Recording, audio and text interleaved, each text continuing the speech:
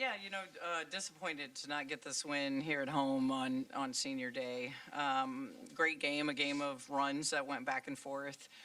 Just disappointed that we didn't make enough plays down the stretch. And when we got stops, we had 6 straight in the fourth quarter. We just couldn't convert it on the other end, which Illinois is gonna make you pay for us. So we've just got to continue to keep working. This is how good every single team is in league play.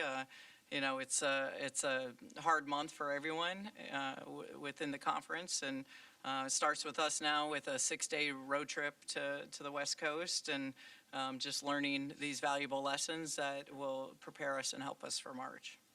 Please raise your hand for the mic, and we'll direct someone to you. We'll take questions from students first. We'll start with Brenda. Hey, y'all. Shai, can you take me through that last look?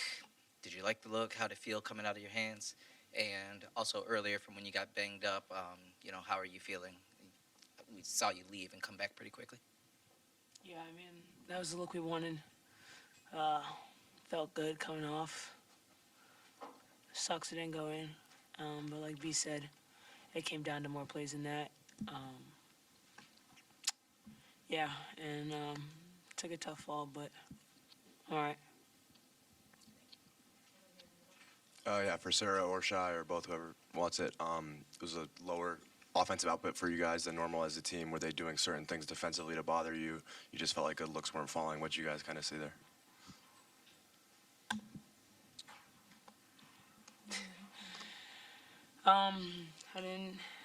They were disruptive. I think, honestly, offensively, wasn't really a problem. It was defensively that was, couldn't get stops. 10 threes made, 8 of 8 from the free throw line. Costly possessions. So, yeah. Any other questions for the players? No?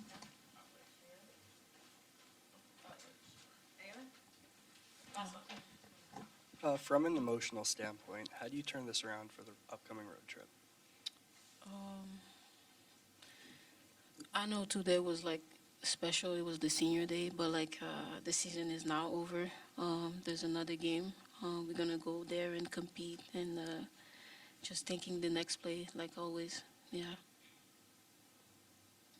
I think you take what Michigan lost, and then they just turned around and just beat Oregon by 30. So you take a loss and you use it to fuel you for the next game. But clearly both teams are going to be hungry going into that game. There's one more guy, I think.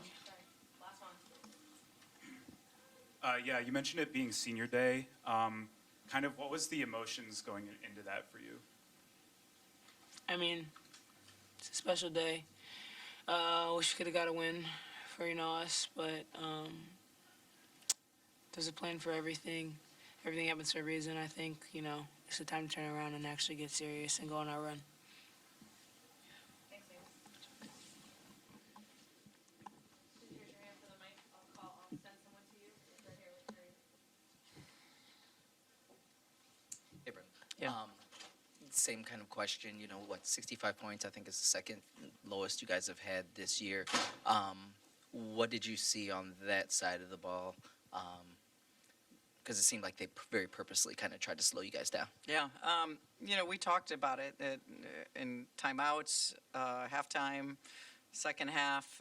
It was Illinois was dictating, this to be a low-scoring game, taking possessions out of the game. If they didn't have anything in transition, they were going to run the shot clock for 30 seconds and make plays at the end. And you saw that they shortened the game with the amount of possessions. Oregon's going to do the same thing.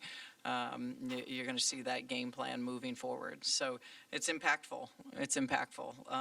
You've got to be able to get more stops on the defensive end, and your shot selection has to be elite. What I do love about it, if there's a positive to take out of it, is it prepares you for March right now, because you have to go to your strengths. And if you don't, and you're going to pay for it, you're going to lose, and your season will be over. So we're learning those lessons right now in February that hopefully we won't have to make in March. But time will, every team can play. I thought our effort was great. I thought our energy Every team has that now, though. There's little separation that you have to be really elite in a lot of areas. That also kind of keep you from being able to run in transition, not being able to get stops on one. Yeah, correct. And, you know, I mean, again, you're missing your best defender in Bree, so really impactful when you. I thought Emily Fisher gave us great minutes, but you know she's working herself back into shape.